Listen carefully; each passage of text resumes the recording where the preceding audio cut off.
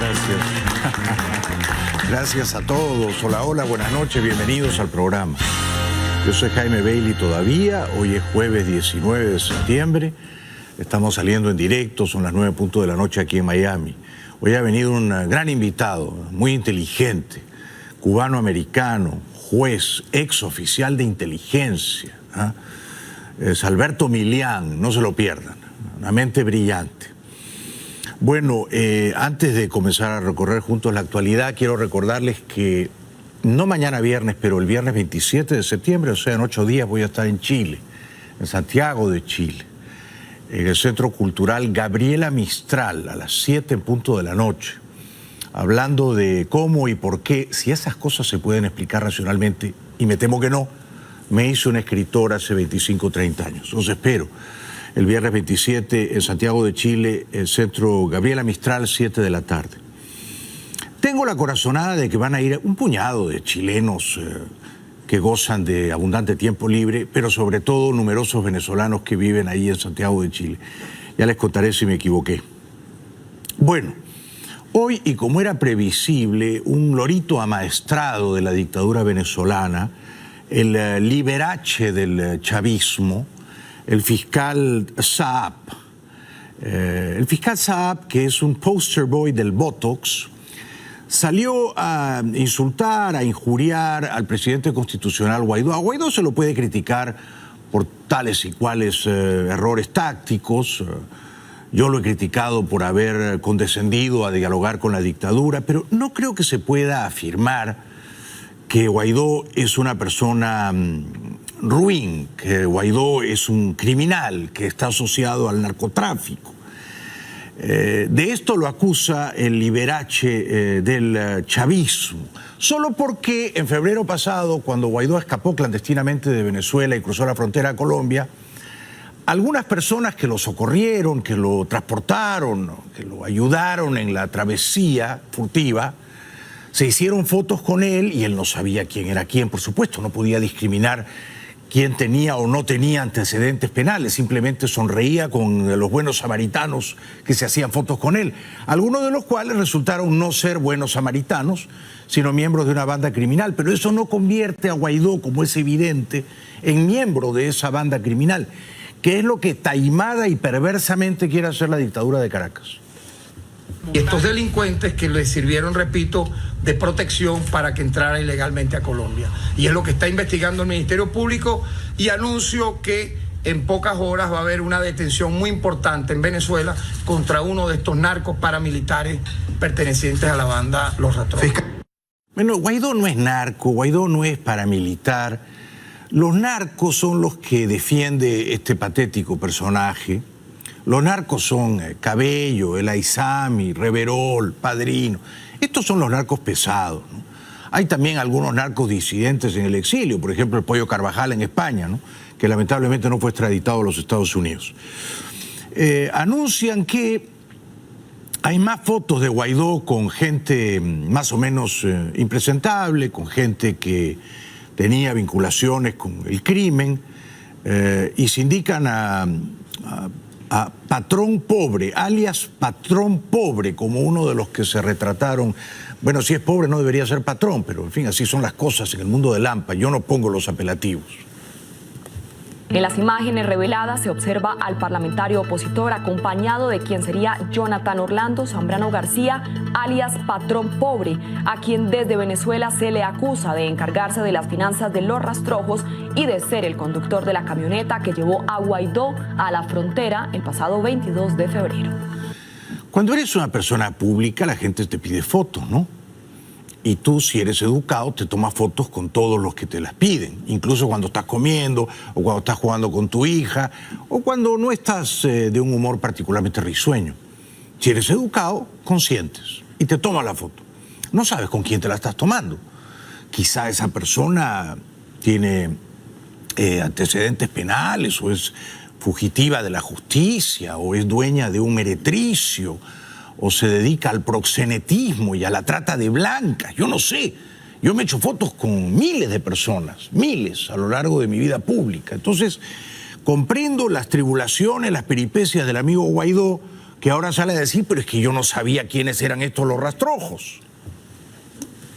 Fueron asesinados, masacrados 4 miembros de la familia de este miembro de la banda Los Rastrojos, y la hipótesis de investigación que puede haber aquí es que fueron a matarlo para silenciarlo, para que no diga lo que ya el mundo está conociendo y que este Ministerio Público está investigando, de la vinculación estrecha, orgánica, entre el señor Guaidó y este grupo narcoparamilitar.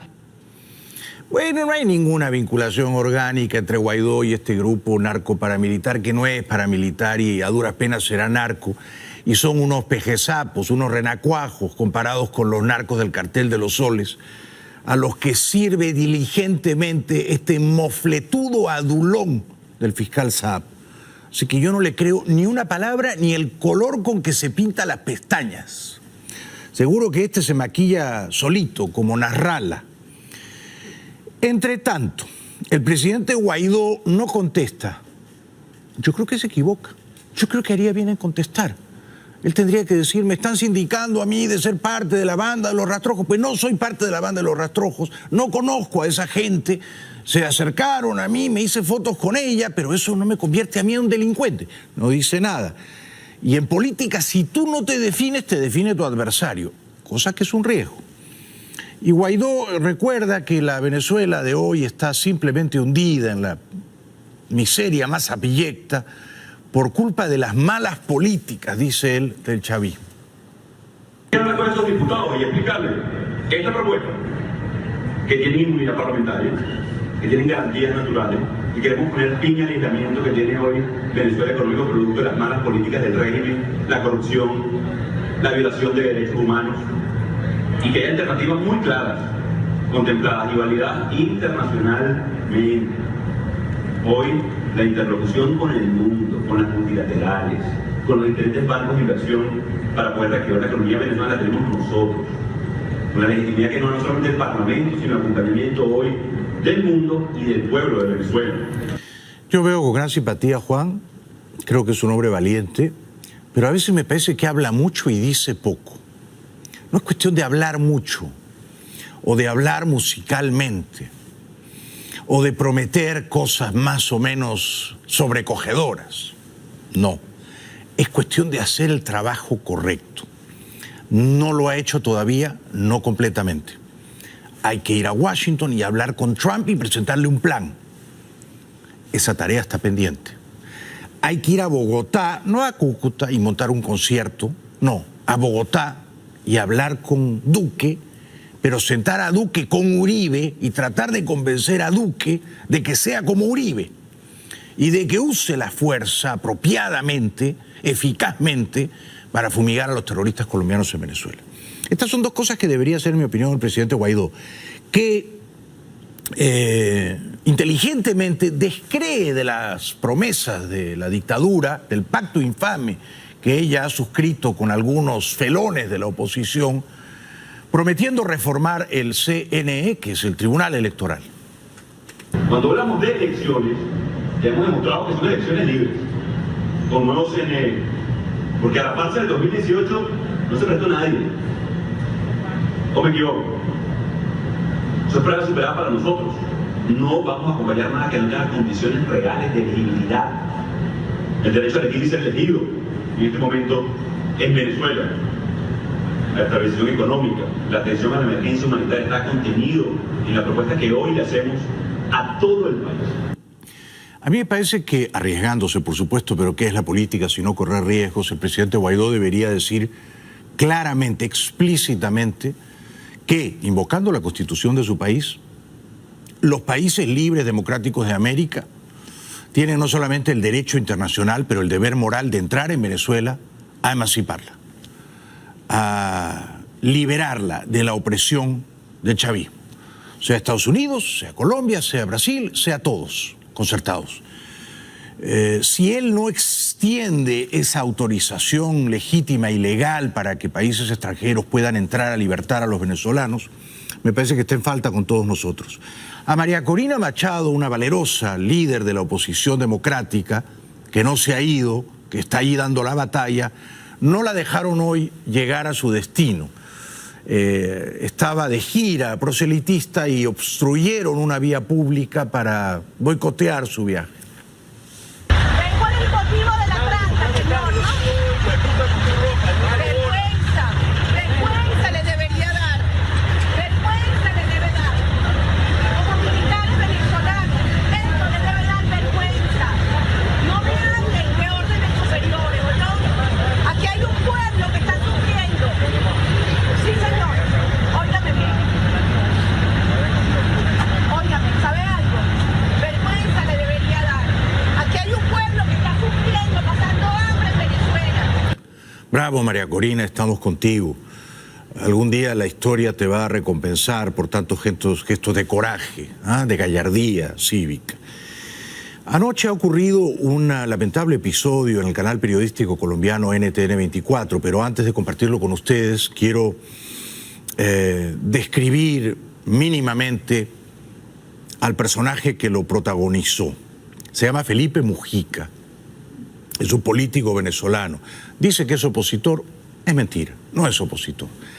Es un opositor pérfido, es un felón a la oposición, la ha traicionado, ha pactado con la dictadura a cambio de un plato de lentejas. Él y algunos otros presuntos opositores como Claudio Fermín, Eduardo Fernández, Luis Romero, firmaron un pacto infame con la oposición y este es Mujica celebrándolo en una reciente entrevista en Globovisión. Nosotros participamos en las elecciones del 20 de mayo y reconocemos que esas elecciones se dieron, independientemente de que no nos guste Maduro. Nosotros participamos en un proceso donde si hubiesen participado y hubiesen votado la mayoría de los venezolanos, hoy no sería Maduro presidente. Un montón de venezolanos, los millones de venezolanos que creyeron que absteniendo se iban a resolver el problema. Bueno, eso es mentira, ¿no? Si la oposición hubiese participado, quiero decir la oposición democrática, porque Falcón y Bertucci no son opositores. Son opositores enmascarados, les quitas la careta y son funcionales a la dictadura. Pero media oposición democrática, la que de veras representa la mayoría, no podía correr en aquellas elecciones. Leopoldo López estaba preso, Capriles estaba inhabilitado, muchos de ellos estaban tachados, proscritos, en el exilio, presos. De modo que ya de origen esa elección era fraudulenta. Antes de que se contaran los votos, ya estaba viciada, porque uno no puede llamar a unas elecciones limpias prohibiendo que participen en ellas los principales líderes de la oposición. Ese ya es un fraude, un primer fraude. A ese primer fraude se suma otro fraude, otra trampa, que es adjudicarle a Maduro millones de votos cibernéticos trucados, falsos. O sea, la elección fue falsificada de punta a cabo y es patético que Mujica no lo sepa o no quiera saberlo o escamotee la verdad para su conveniencia crematística. Lo cierto es que este Mujica, yo no sabía que tenía tan mala entraña y un verbo tan tóxico. Anoche se asomó al canal NTN y polemizó con un brillante escritor, con el poeta intelectual venezolano Gustavo Tobar Arroyo, a quien yo he leído y a quien yo he entrevistado. Es un hombre de una mente muy refinada, muy sensible, y una buena persona, y un demócrata cabal. Como era previsible, Tobar Arroyo criticó la traición que ha perpetrado el innoble Felipe Mujica, poniendo su firma en el pacto infame con Maduro. Y Mujica, fíjense ustedes cómo quiso descalificar, con qué ignorancia, con qué miseria moral, con qué ruindad espiritual este Mujica, convertido en un homófobo, quiso descalificar o acallar a Gustavo.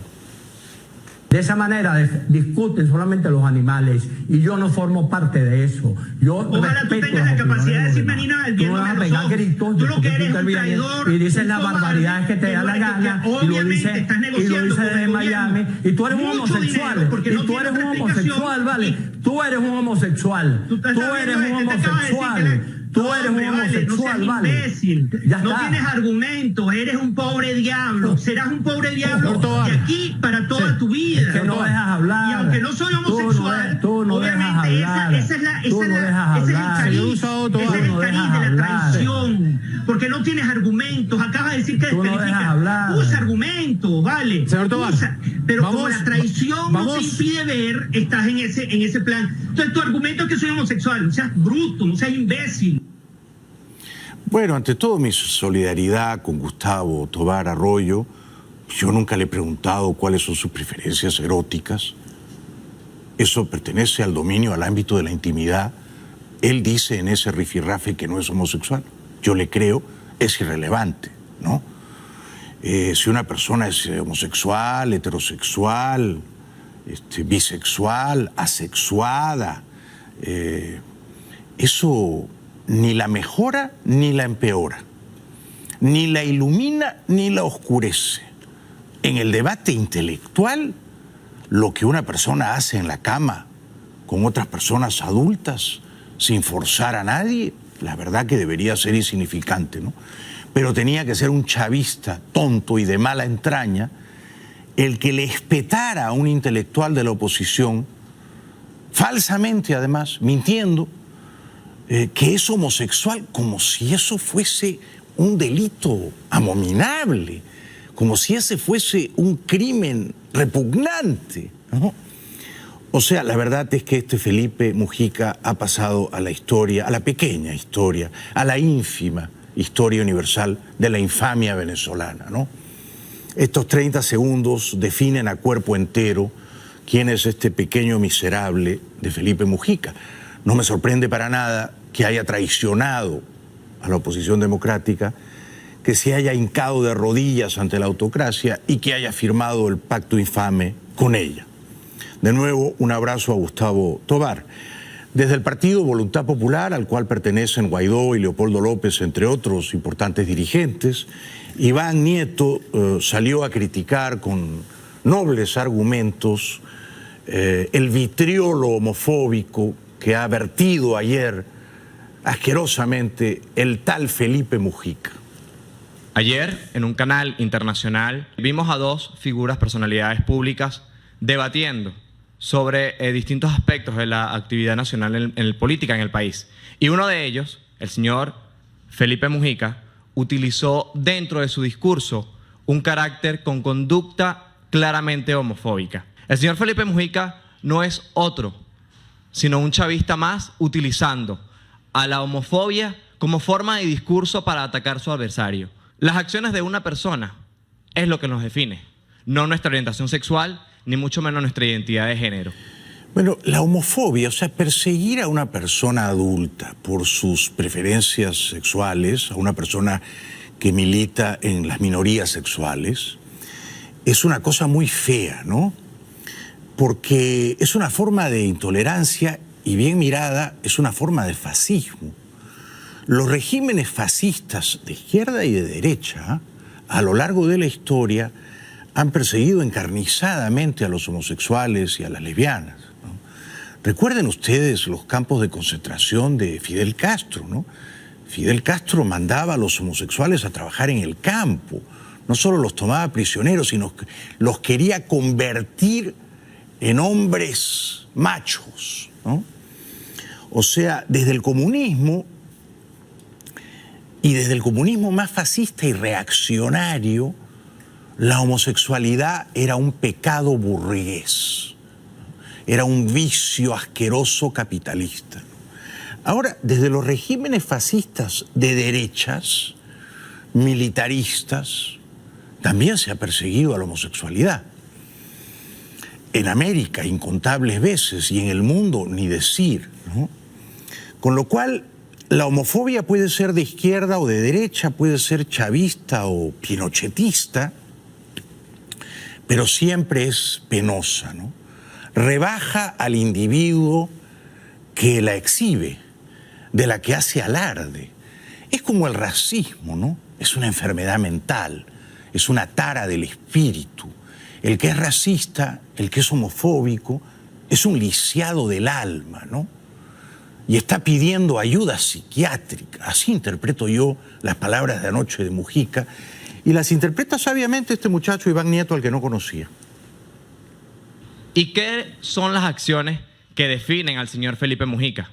Pues las acciones que a él lo definen, en primer lugar, es un señor que pacta con la dictadura en contra y a espaldas del pueblo venezolano.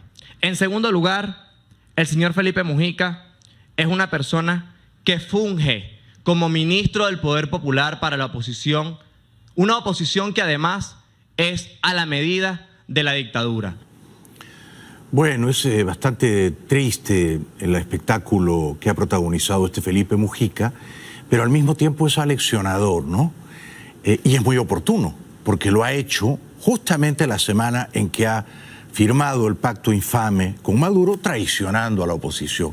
Ahora sabemos de qué madera feble, de qué madera apolillada está hecho intelectualmente, espiritualmente este patético Felipe Mujica. Tenemos que ir a la primera pausa publicitaria, luego voy a compartir con ustedes algunas cosas muy interesantes de la actualidad y después me reservo lo mejor, voy a tener una charla con un brillantísimo ex oficial de inteligencia y ahora exitoso juez de origen cubano-americano, don Alberto Milián, no se lo pierdan, ¿eh? Antes, les recuerdo que muy pronto mi querido amigo Alejandro Cardona, exitosísimo organizador del seminario Creando Riqueza, va a estar muy pronto en Houston. No se lo pueden perder, tienen que asistir. Yo sé que este programa se ve mucho en Houston. Ahora Alejandro les va a dar algunos mensajes que les ruego presten atención. Adelante, querido Alejandro. En un momento voy a conversar con un brillante juez y ex oficial de inteligencia, que es mi verdadera vocación, ¿no? Mi verdadera vocación escondida es la del espía. Yo soy un espía frustrado. Me hubiera encantado ser un espía, un oficial de inteligencia, encubierto, alguien que posa como periodista de opinión, que no se peina, pero que secretamente es un espía. Esa es mi verdadera vocación. Quizá algún día me entregaré a ella, ¿no? Alguna gente sospecha que ya ahora mismo soy un espía, ¿no? Un espía, pero que finjo ser periodista. Lamentablemente mi vida no es tan fascinante, es lo que me gustaría. Bueno, un exministro de Finanzas del chavismo llamado Rodrigo Cabezas, o sea, este es un chavista disidente o desertor, un chavista arrepentido. En estos tiempos los hay y a montones, ¿no? Dice, bueno, descubre, nunca es tarde, ¿no? Descubre que en Venezuela gobierna una élite corrompida. Una élite a la que él servía en su momento, porque fue ministro de Finanzas de Chávez, pero ahora abre los ojos este señor. Esta es la batalla entre un gobierno aislado, de espaldas a la nación, de espaldas al pueblo, una élite que derivó en corrupta, que inventó quedarse en el poder como sea y a costa de lo que sea, así fuera el sufrimiento de la nación, es la batalla contra una nación, una república, un pueblo que reclama una salida democrática, civilizada, pacífica, constitucional y electoral. Entre tanto, la tarántula venenosa de Delcy la Fea se descuelga de su telaraña y lanza unos salivazos emponzoñados. Advertencia, esto puede ser tóxico. Lo único que esperamos del gobierno de los Estados Unidos es que tenga sindéresis, que recupere canales diplomáticos y de diálogo con el gobierno del presidente Nicolás Maduro. No hay otro camino. Han fracasado. Sus proyectos han fracasado para derrotar al gobierno legítimo y constitucional de Venezuela. Así que a ellos les queda un solo camino, que es la negociación, que es el diálogo. Esta señora es inmirable, insufrible, infumable. ¿Habrá alguien que se haya enamorado de ella? Yo digo que no. ¿Conocerá ella el amor, el comercio carnal, el éxtasis? Yo sostengo que no. Es un alma desdichada. Desde Madrid, el canciller colombiano Holmes, demasiado pacifista para mi gusto, ¿eh? Yo soy uribista, sí, pero soy uribista pistolero. Donde hay un campamento terrorista hay que ir a fumigarlos. Este Holmes y el presidente Duque son poodles. Son cachorritos, pigeon frisé. No han salido como Uribe, que es un pastor alemán. Estos son tranquilitos, son chihuahuas. Y así con esos puros no vamos a poder con la FARC. Pero bueno, dicho eso, aquí está el canciller colombiano. Nosotros nunca apoyamos ese proceso de negociación. Nosotros apoyamos el itinerario definido por el presidente Guaidó, al cual hizo referencia Lilian aquí hace un rato. fin de la usurpación, transición y convocatoria de elecciones. Y no lo apoyamos porque siempre entendimos que en esta oportunidad se iba a repetir lo mismo que había acontecido en el pretérito, es decir, que esa circunstancia iba a ser aprovechada por la dictadura para enfriar el proceso político, para generar desencuentros entre las fuerzas de la oposición y para permanecer, no para abrirse en forma auténtica a la posibilidad de una salida política tranquila construida por los venezolanos. Eso no es posible. La salida política tranquila, amorosa, construida por la oposición y la dictadura, eso no es posible, canciller, no es posible. En otra entrevista el canciller reafirma, esto es música celestial para los bandidos de Caracas, ¿no?, que ellos tienen verdadera aversión por la fuerza, la violencia, el uso de las fuerzas militares para defender la libertad. No, eso no va a ocurrir, promete el canciller. Colombia nunca ha planteado en una intervención militar, Colombia nunca ha planteado una acción de fuerza. Colombia no ha planteado ningún tipo de medida que implique el uso de la fuerza. Colombia sí invoca todas las acciones políticas y diplomáticas posibles. Todas las acciones políticas y diplomáticas que están consagradas en distintos instrumentos internacionales, bien sea la Carta de la OEA, la Carta Democrática Interamericana y, por supuesto, el Tratado Interamericano de Asistencia Recíproca. Por eso digo que son cachorritos puros, ¿no?, que son amorosos y sí, y dan ganas de acariciarlos, de jugar con ellos, pero no son como Uribe, no son como Uribe. Porque, fíjese usted, señor canciller, combatir al terrorismo usando la fuerza, no se me ocurre otra manera de combatirlo, dicho sea de paso, ¿no?, a menos que usted sea capaz de hipnotizarlos. Combatir al terrorismo usando la fuerza es una acción política y es una acción diplomática. La guerra es la diplomacia llevada hasta las últimas consecuencias. Ir a buscarlos en los campamentos donde están ellos escondidos, en sus madrigueras, en sus escondrijos, es necesario, pero ustedes no lo hacen. Se quedan con los discursos. Y entonces, mientras tanto, estos sujetos se están rearmando, se están reagrupando y están urdiendo planes terroristas contra la nación colombiana.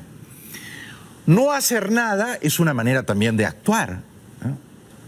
Bueno, la señora Lilian Tintori en ese foro en Madrid hace una defensa apasionada de la esperanza.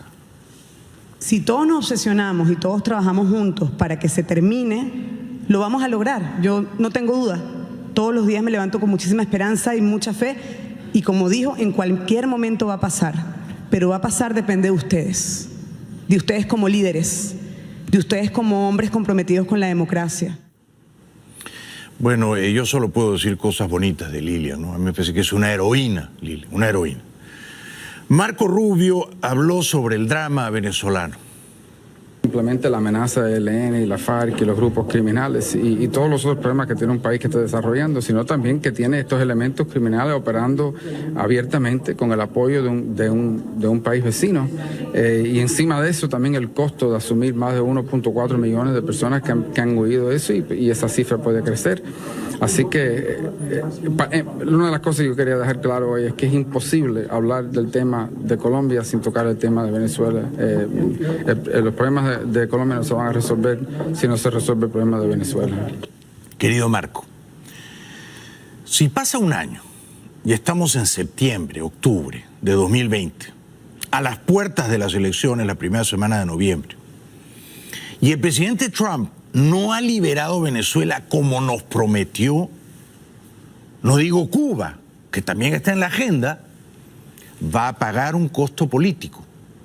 Y es probable que tú también tengas que pagar un costo político, porque muchísimos electores de origen hispano de la Florida y de otros estados de alta densidad poblacional hispana le van a tomar las cuentas a Trump por no haber hecho el trabajo que prometió. Yo conozco a muchos cubanoamericanos que viven aquí en Miami que están furiosos con Trump porque mantiene cerrada la embajada en La Habana.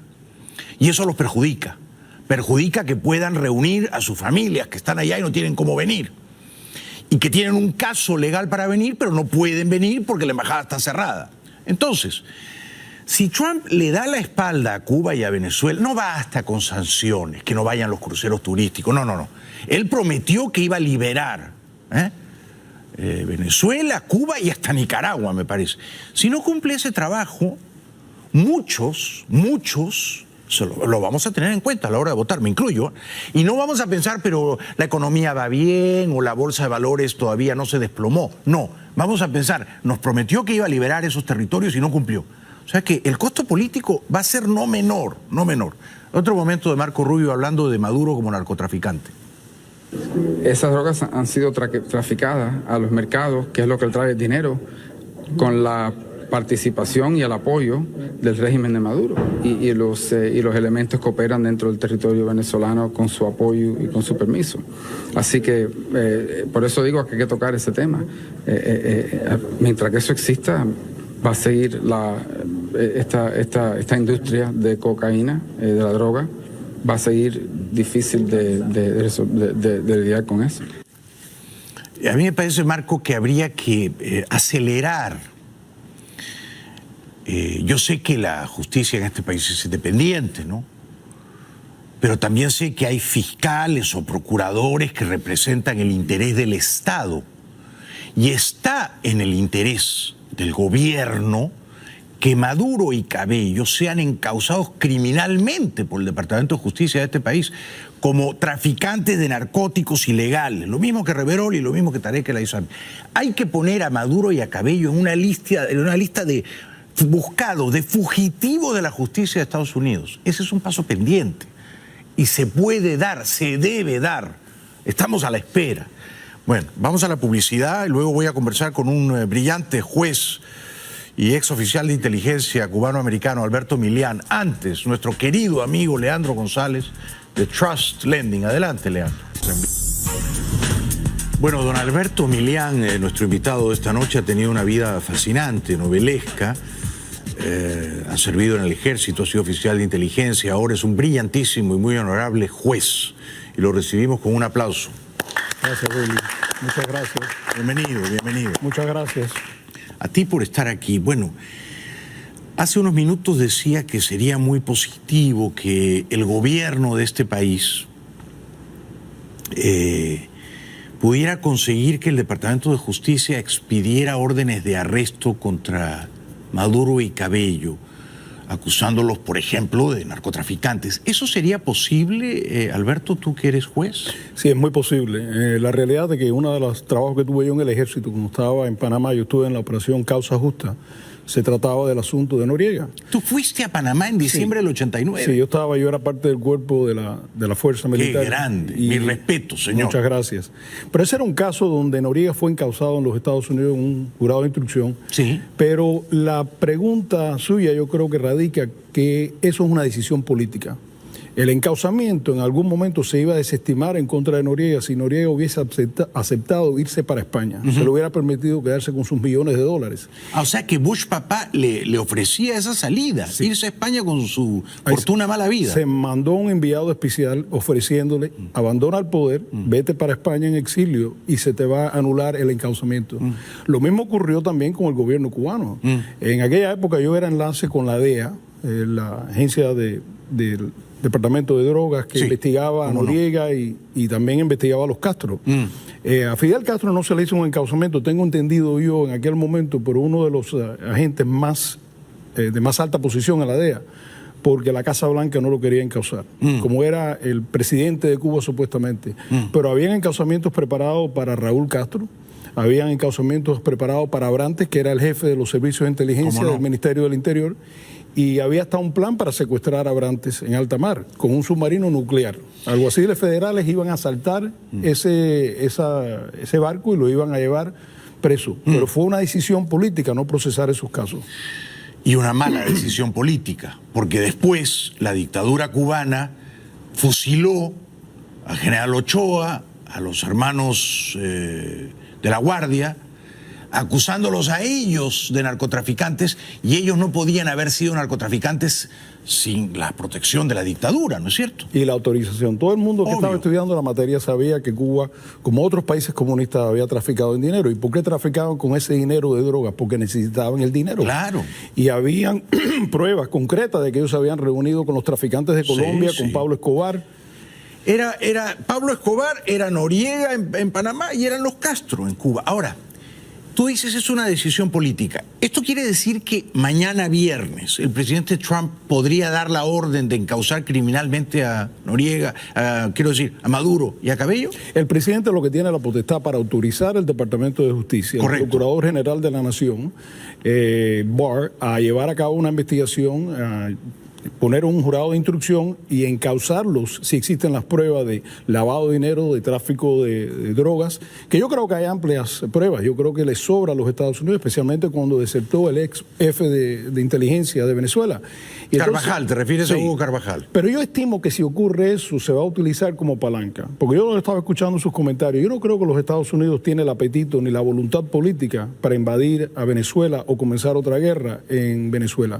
Creo que se utilizaría como un tipo de palanca, ofrecerle que vayan a abandonar el poder, que se vaya para Cuba, que se vaya para España, y en ese momento entregarle el poder al presidente legítimo de Venezuela. Pero todo eso es una decisión política. Pero sería una palanca muy poderosa, que habría que tratar de usarla por lo menos. Sí, se utiliza, Bailey. El problema con los Estados Unidos en muchos casos es que ha tenido política exterior incoherente. Sí. Primero, que los presidentes algunas veces están 8 años, van definiendo su política exterior, llega un nuevo presidente, va creando una nueva política exterior. Casi siempre se demora un año para imponer esa nueva política, esa visión, esa estrategia. Y en Latinoamérica, francamente, yo como americano creo que ha sido muy inconsistente la política americana. Estoy de acuerdo. Pero a Trump le conviene políticamente. Yo sé que el tema de los derechos humanos no le apasiona demasiado, ¿no? Lo sabemos porque, digamos, a la hora de perdonarle crímenes horrendos a la monarquía saudita, la verdad es que Trump no tiene muchas vacilaciones, ¿no? Pero ¿le conviene políticamente liberar a Venezuela y a Cuba? ¿Crees que lo va a hacer antes de noviembre del próximo año o yo estoy fantaseando? No, yo no lo creo. ¿No lo va a hacer? Yo no lo creo porque yo tomo la temperatura de los congresistas y los senadores que hablan en Washington, comentan sobre el costo de una invasión. No es solamente una invasión. Los Estados Unidos tienen la capacidad para hacerlo, tiene las intenciones, las buenas intenciones de querer quitar a Maduro del poder y acabar con el chavismo, pero no tiene la voluntad política.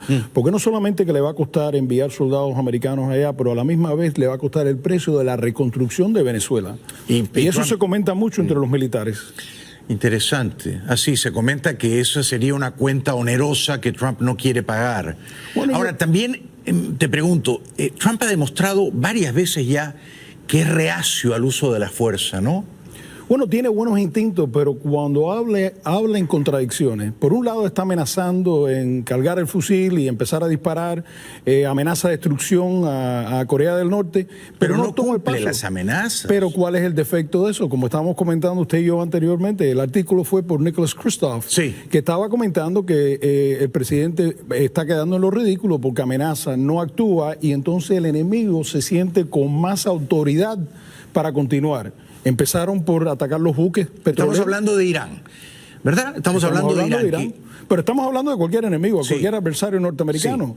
En el mundo, cuando un enemigo no te teme, no piensa que va a haber un palo duro que se te va a sonar económicamente, militarmente, entonces ese enemigo hace lo que le da la gana. Eso fue lo que pasó durante la presidencia de Jimmy Carter. Exacto. Fidel Castro fue a África en ese momento, los rusos, la Unión Soviética se metió en Afganistán por la percepción de que Jimmy Carter era un presidente muy débil. Se enviaron a 100,000 refugiados cubanos para acá sin ningún tipo de acción norteamericana. Y entonces yo creo que el presidente está poniéndose en un callejón sin salida. Sí. Hay el riesgo de que, ojalá me equivoque, pero te pregunto, de que Trump, como ha hecho por ejemplo con Kim Jong-un, se reúna con el dictador venezolano Maduro. Bueno, si lo hace yo creo que sería un error terrible. Le da una legitimidad y un reconocimiento. Primero se está entrevistando con una persona reconociendo que él es la autoridad legítima.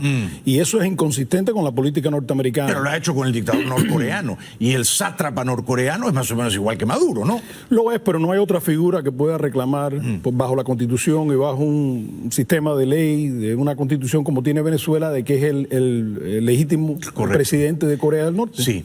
Y tú que tienes excelentes fuentes de inteligencia, ¿por qué el presidente Trump despidió al embajador Bolton como asesor de seguridad nacional? Trump dijo, Bolton me estaba empujando a una guerra. ¿Por qué lo echó? Un amigo mío que es veterano de las Fuerzas Armadas de Israel me dijo a mí una vez, cuando uno despide demasiadas personas, quizás no eres buen jefe. Yo creo que Trump ha tenido problemas en seleccionar y escuchar a sus asesores de seguridad nacional. Primero tuvo Michael Flynn, que eso fue un error garrafal, un hombre que se le había aconsejado que no tenía el temperamento para ese puesto. Después tuvo un general brillante, el general McMaster, que es una figura estelar en las Fuerzas Armadas, porque inclusive escribió un libro que criticó muchísimo el liderazgo de las Fuerzas Armadas durante la guerra de Vietnam. No le gustó y lo despidió. Y después se llevó al señor Bolton de asesor. Y parece que habían grandes discrepancias. Primero, en la situación de Corea. Bolton no quería que el presidente se reuniera con Corea del Norte porque eso le da demasiada legitimidad. Y eso fue una victoria diplomática para Corea del Norte. Ciertamente. Lo segundo es que también Bolton se reconocía que era un halcón. El mismo Trump dijo públicamente una vez que si se le permitía a Bolton seguir la política, iban a estar enfrascados en 4 guerras. Y el presidente se da cuenta que este país está agotado después de la guerra más larga en su historia, 18 años. Afganistán. Afganistán, Irak. Que no ha terminado porque hay 4 o 5 mil soldados en tierra ahí, ¿verdad? Que Trump lo quiere retirar. Lo quiere retirar porque él prometió eso también en la campaña, que iba a sacar las fuerzas americanas. Y lo último que yo creo que fue lo que le puso como decimos los cubanos, la tapa al pomo, es que el presidente obviamente quería invitar al talibán a ir al campamento David a una reunión donde iba a anunciar que se había llegado a un acuerdo con el talibán. Y de acuerdo con varias fuentes, Bolton le dijo que eso es un error y una falta de respeto para la familia de las víctimas del 9/11. Pero Bolton tenía toda la razón. Yo creo que simbólicamente hubiera sido una tragedia para este país. Hombre, y creo que este país hubiera caído en lo ridículo a nivel nacional. Por supuesto. Ahora mira, aquí hay un problema. No es lo mismo Venezuela y Cuba que Irán, Irak y Afganistán. Irán, Irak, Afganistán están a 10.000 millas de Estados Unidos. Correcto. Son países donde no va a arraigar la libertad ni la democracia. Ellos no quieren vivir en democracia. Se odian entre ellos, entre los chiitas y entre los sunitas, entre los religiosos y los seculares. No hay que meterse ahí, yo lo entiendo, no hay que meterse, hay que irse de ahí y dejar que ellos se revuelvan en el caos. Ok, pero Venezuela y Cuba son países que están en tu órbita, en tu zona de influencia, en tu vecindario. Venezuela es un país que ha tenido democracia durante décadas hasta que llegó Chávez. Cuba ha sido territorio de Estados Unidos. Cuba es para Estados Unidos lo que Crimea resultó para Putin, ¿me explico? Entonces, yo sí creo que Estados Unidos tiene el deber moral de defender la libertad, por lo menos aquí en América, hombre. Yo no digo una invasión militar a la antigua en Venezuela, pero puedes entrar y salir como hicieron con Bin Laden en Pakistán. Entrar y salir, una operación rápida, o tampoco eso es posible. Yo no creo que es factible para los Estados Unidos. El problema con Latinoamérica para los Estados Unidos es la ignorancia que hay en este país de lo que es Latinoamérica.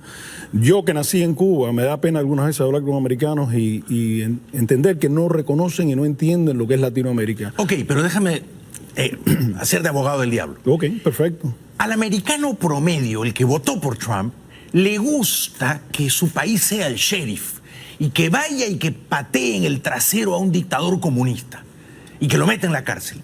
¿No crees que eso le gusta? ¿Que esa foto le gusta? No, Billy, yo francamente creo que el americano, no hablando de nosotros. No, el que votó por Trump.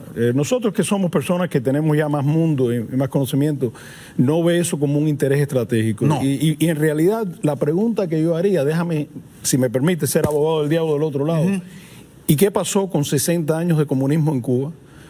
¿Afectó a las escuelas en los Estados Unidos? ¿Afectó el sistema de vida norteamericano? ¿Afectó el petróleo que tenía los Estados Unidos? Al contrario, La supuesta rotura en la relación entre Cuba comunista y los Estados Unidos demostró que Cuba no tenía nada que aportarle a los Estados Unidos desde el punto de vista estratégico. Y lo mismo pasa con Venezuela. El comunismo, si me apuras, en Cuba tuvo un efecto positivo en Estados Unidos, porque vinieron montones de cubanos trabajadores que se inventaron esta gran ciudad que es Miami. Esta ciudad la hicieron los cubanos libres, ¿no? Pero como dijo nuestro amigo Bolaños, dejó allá una montaña de cenizas. Sí. Destruyó el país, acabó con ese país que sigue sufriendo esa dictadura. Entonces no hay interés estratégico en la situación de Cuba, hay un interés humanitario, hay un interés de contrarrestar la inteligencia cubana que trafica en información con otros países enemigos de los Estados Unidos, pero no hay un peligro de seguridad nacional. No es una amenaza de seguridad nacional, yo lo entiendo. Pero, bueno, vamos a la publicidad. Es un placer estar conversando contigo y celebro que discrepemos, porque tú estás mejor informado que yo, ¿no? No lo creo, pero porque me dejaste muy impresionado cuando comenzaste el programa. Bueno, muchas gracias, hombre, muchas gracias. Alberto Milián, que ha sido un oficial de inteligencia, que es la carrera que yo hubiera querido seguir.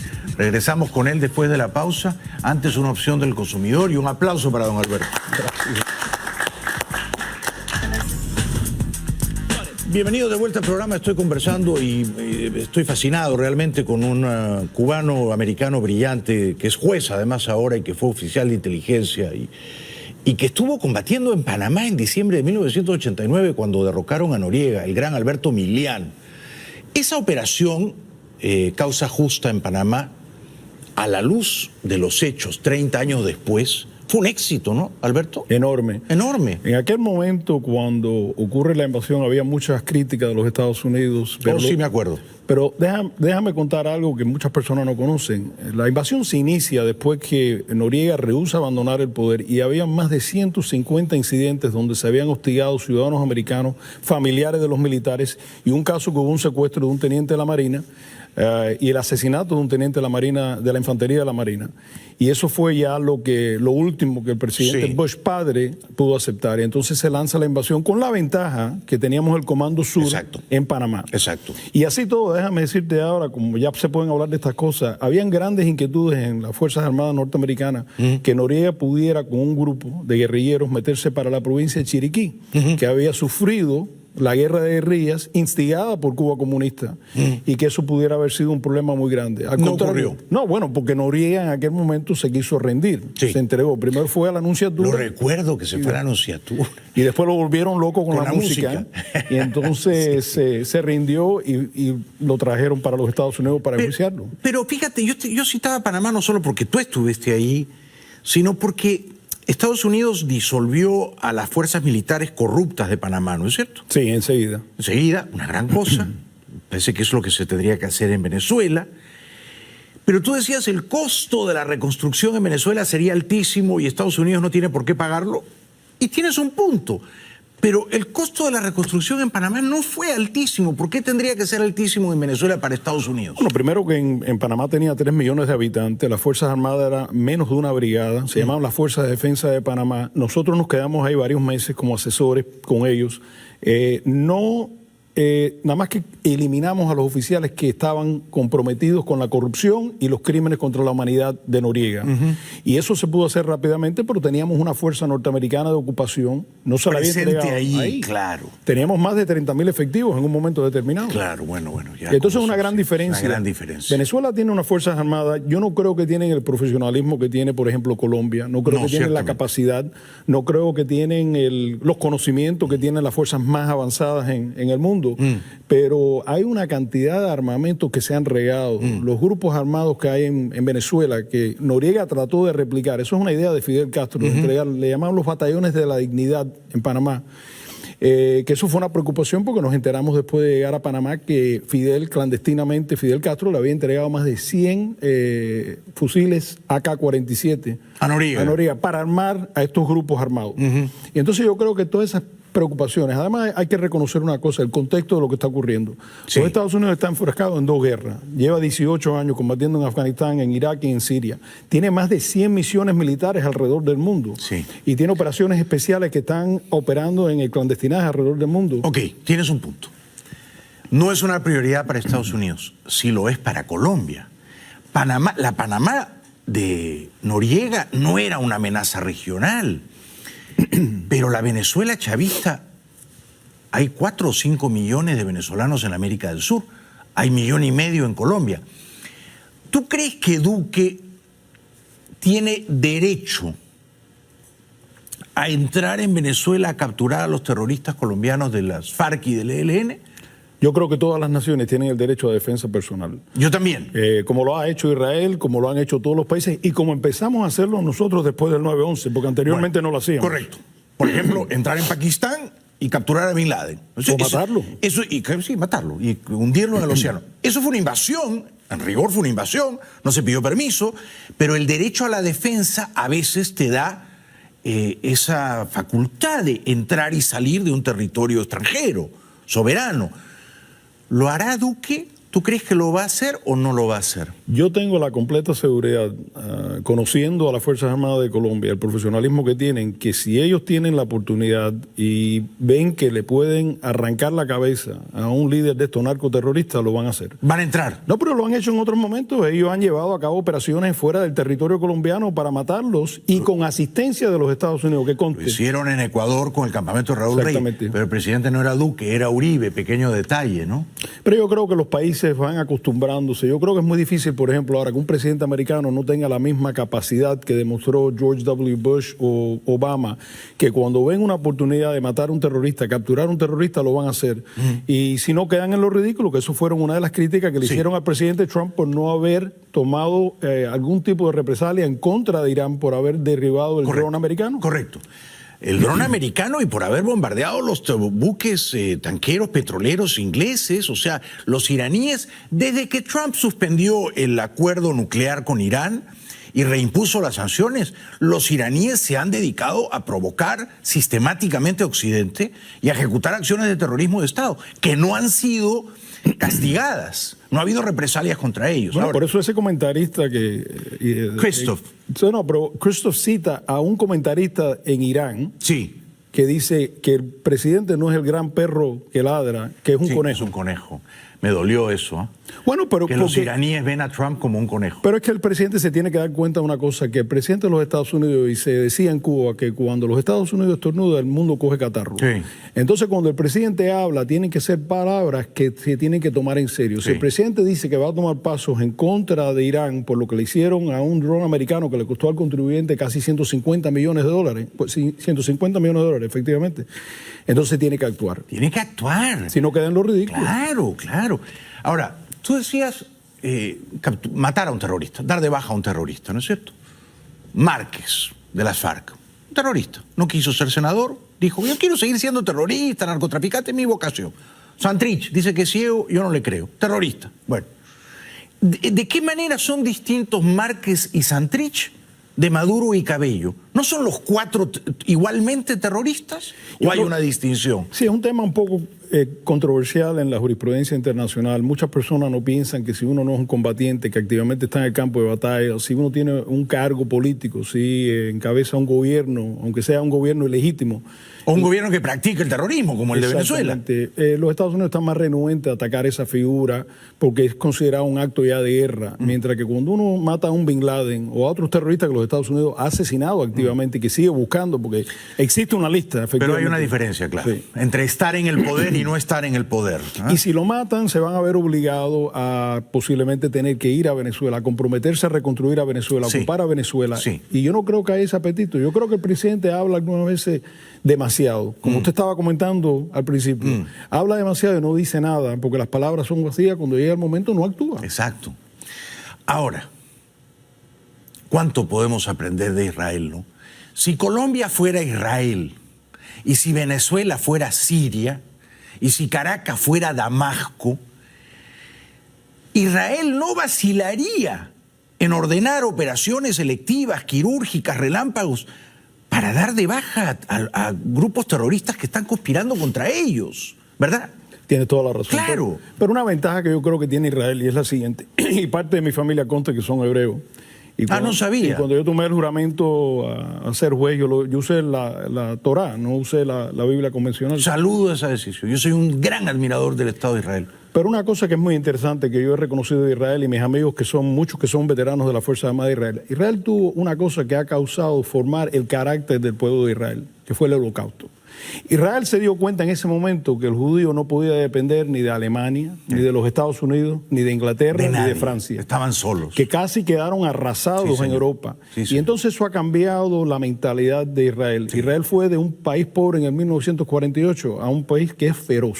Una potencia. Todo hombre y mujer cumple, que no tenga impedimento físico, cumplen las Fuerzas Armadas.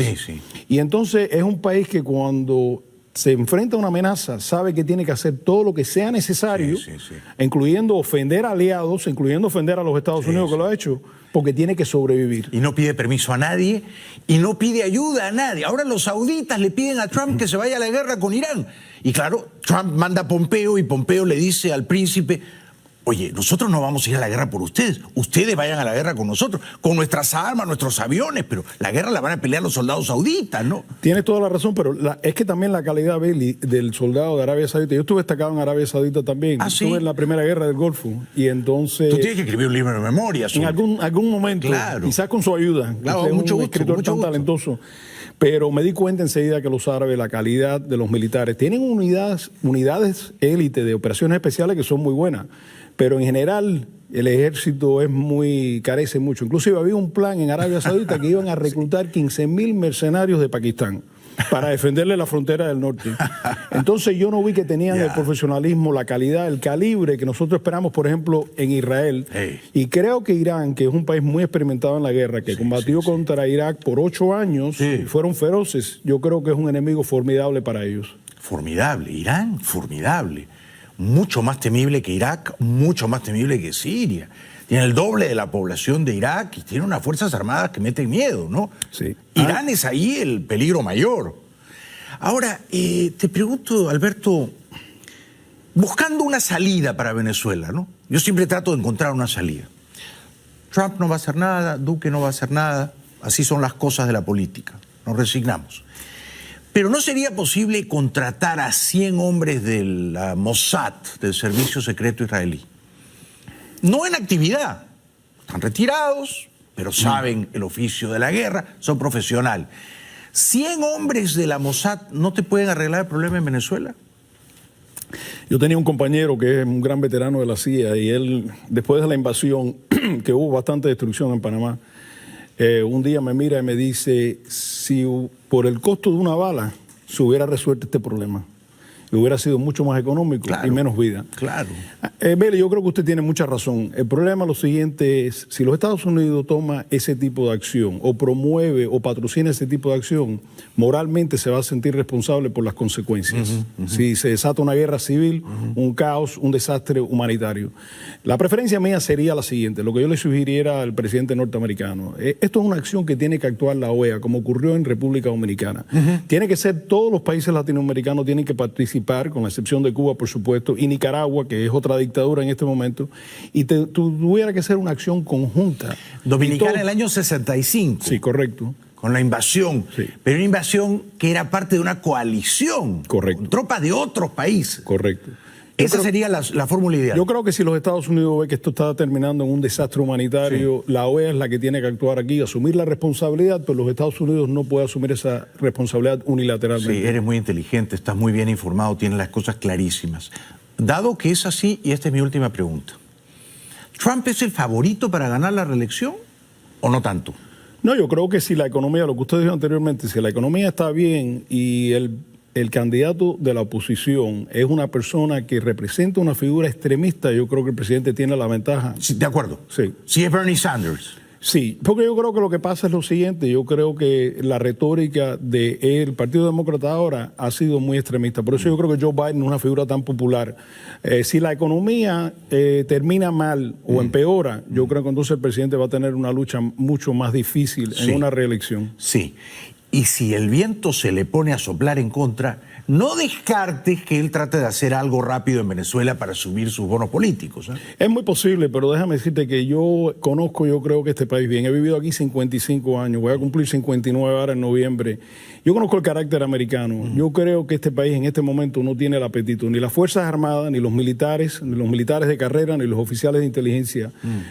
No se ve un interés, no hay un interés de seguridad nacional que vaya a llevar este país a la guerra. No creo que el Congreso lo apoyaría. Comprendo. Y creo que le costaría votos al presidente si comienza una guerra cuando él prometió sacar las tropas de Irak y sacarlas de Afganistán. Sí, te entiendo bien. ¿Eso es una realidad política? Sí, lo es, absolutamente. Me dijiste que era la última pregunta. ¿Te puedo hacer una a ti?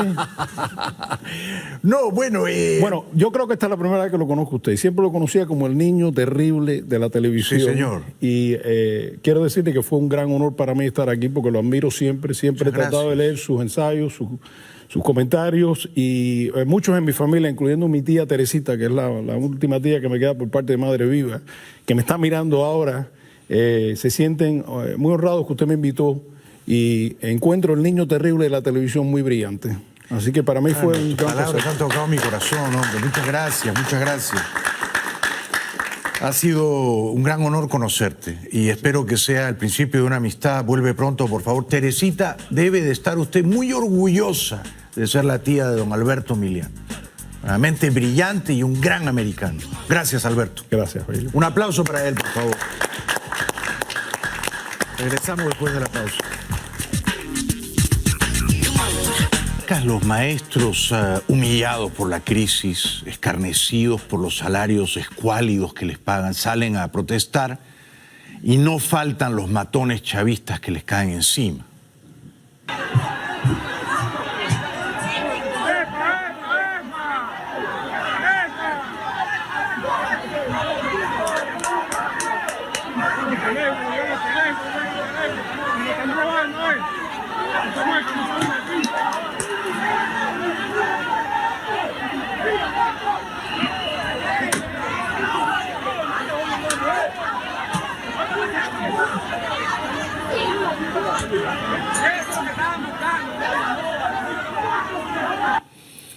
Son, por supuesto, matones asalariados de la dictadura, ¿no? Que no tienen compasión en aporrear a los maestros, incluyendo a señoras.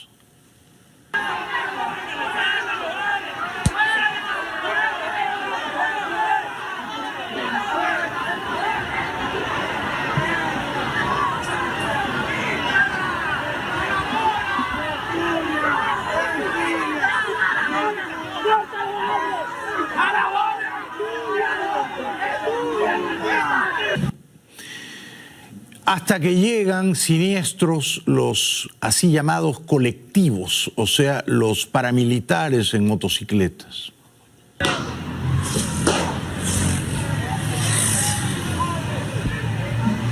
Bueno, están llegando los colectivos haciendo detonaciones de armas de fuego al aire. Aquí hay grupos irregulares.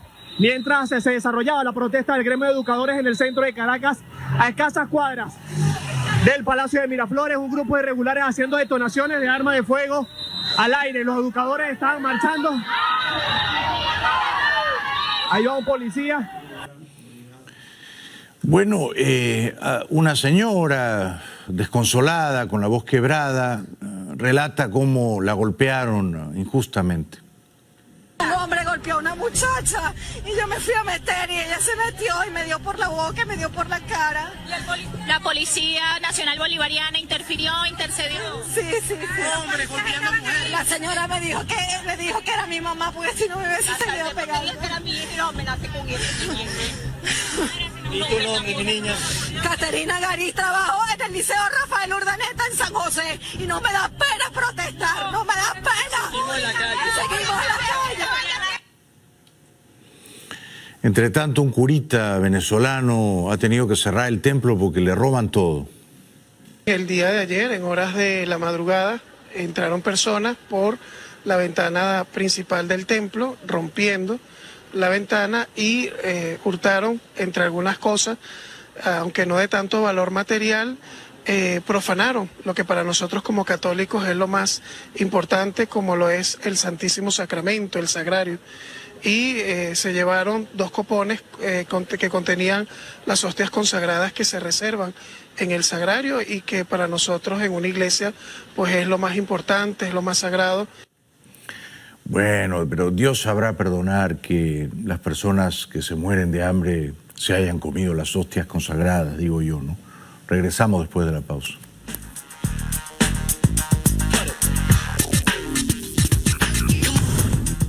Habla el presidente Duque. También tenemos que entender que en el desarrollo moderno de las constituciones latinoamericanas, el principio de la supraconstitucionalidad cobra valor. Y con eso me refiero a muchos de los tratados internacionales, como el propio Pacto de San José, magistrado Sierra Porto, como la propia Carta Democrática Interamericana, como también el Estatuto de Roma. Y comenta el presidente Duque que hay que combatir a la dictadura venezolana. Y yo quiero ser muy preciso, porque si bien nuestra Constitución es clara que Colombia respeta la autodeterminación de los pueblos, una cosa es la autodeterminación de los pueblos y otra la autodeterminación de las dictaduras. Porque nosotros no vamos como país jamás a ser indiferentes ante los atropellos de la dictadura en Venezuela. Muy bien dicho, presidente Duque, regresamos. Gracias de corazón por vernos, gracias por venir al estudio. Buenas noches, hasta mañana.